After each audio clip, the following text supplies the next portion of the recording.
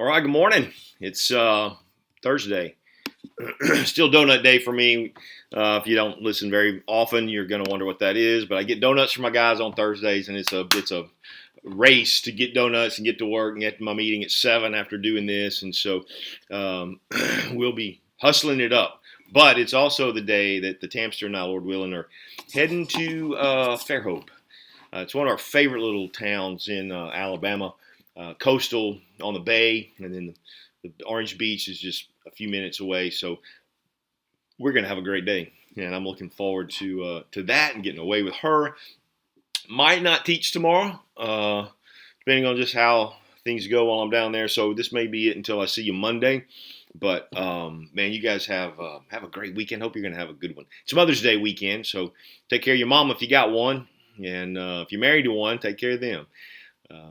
But anyway, love you guys. Let's jump into some truth today. We're in the Gospel of Mark, chapter 9. So we're making our way. We got 16 chapters. This is our 41st teaching on the Gospel of Mark. So we probably got another 40 weeks to go. But let's just jump into it. So to bring you up to speed about where we are,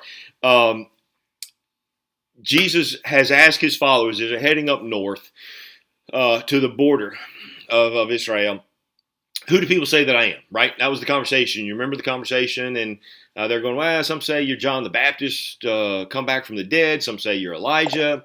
Some say you're Jeremiah, or one of the prophets. And then Jesus says, okay, so who do you say that I am?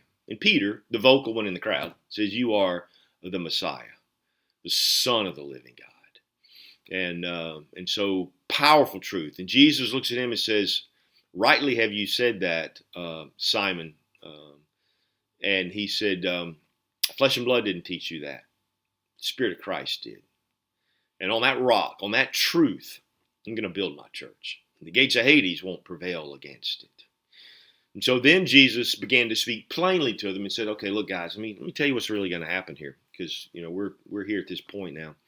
So I'm going to suffer, and when we leave here, we're going to be making our way back to Jerusalem, and I'm going to die, and then I'm going to come back to life. Well, Peter freaks out when he hears I'm going to die, and Peter says, not on my watch, not happening. I'll deal with it. Just tell me who. Just name some names. I'll take care of them.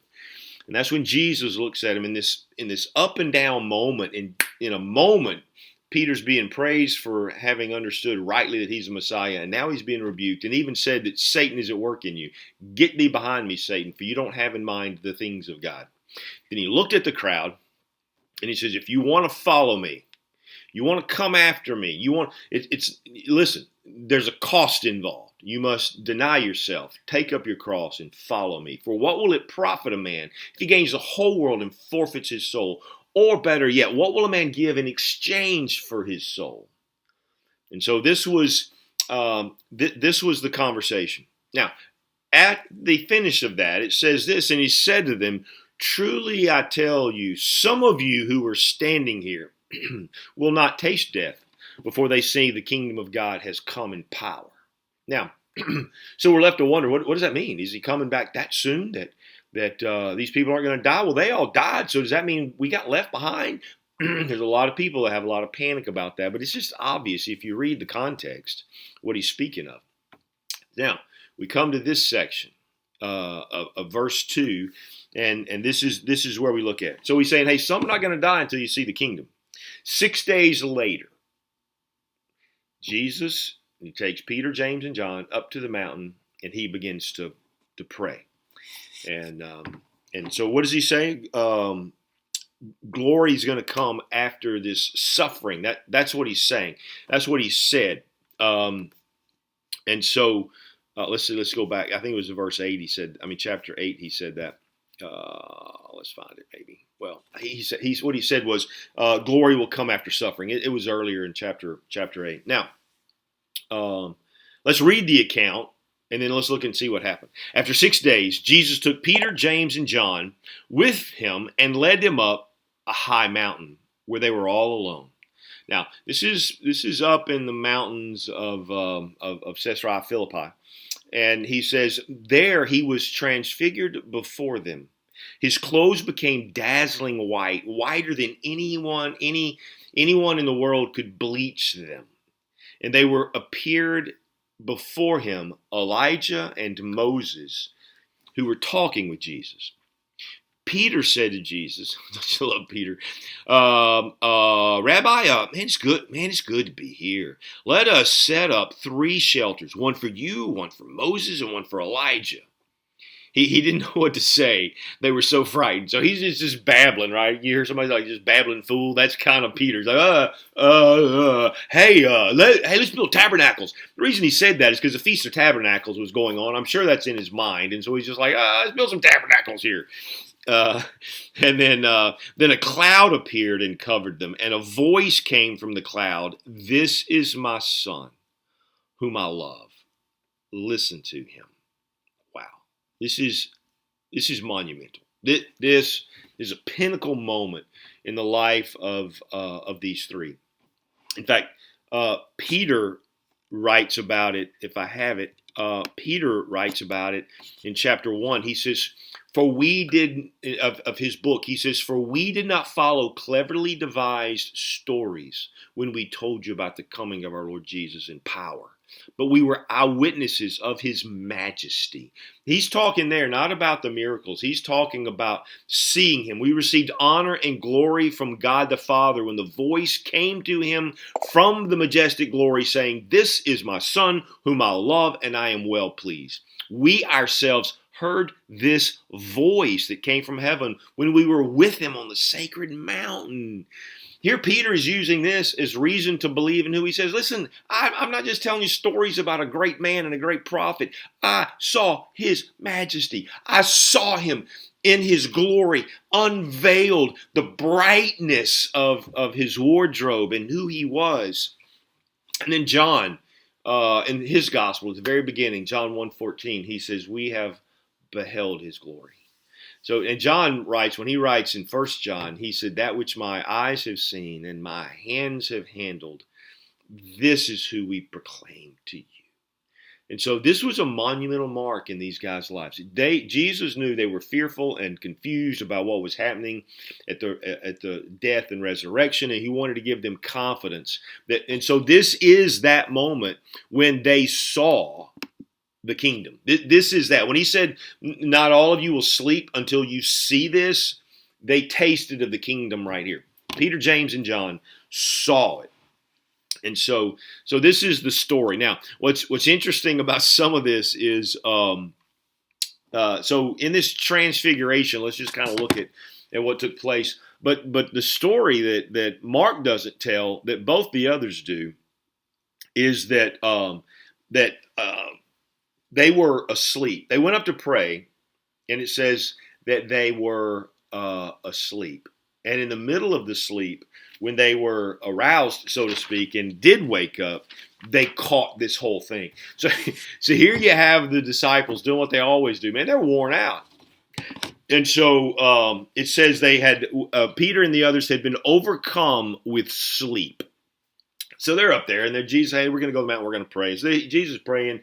I'm sure they're praying. Then they're like, they fall asleep, right? And then when they wake up, they see it. So it's amazing.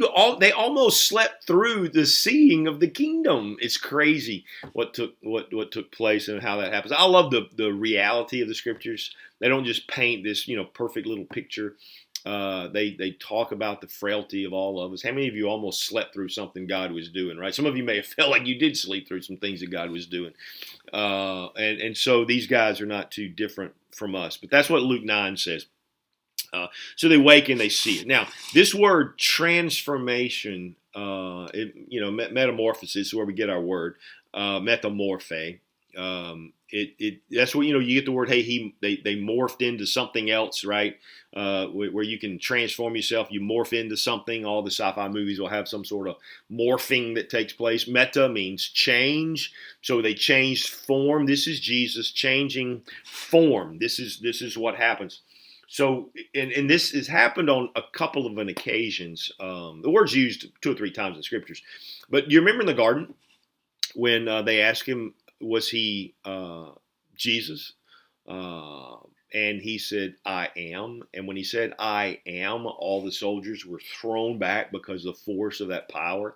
It doesn't say that he was transformed there. I almost picture him like taking a little bit of his flesh and just peeling it back, and all of a sudden the radiance and glory of God shone, and it just knocked them to the ground. But that's what happened to all the soldiers. Were knocked on their backsides when they tried to arrest Jesus. And the reality is still they arrest him, which is just befuzzles me, I guess, in so many ways. But so here he was transformed. They saw him change from the man that they knew to be the Messiah to what this Messiah will look like in all his glory.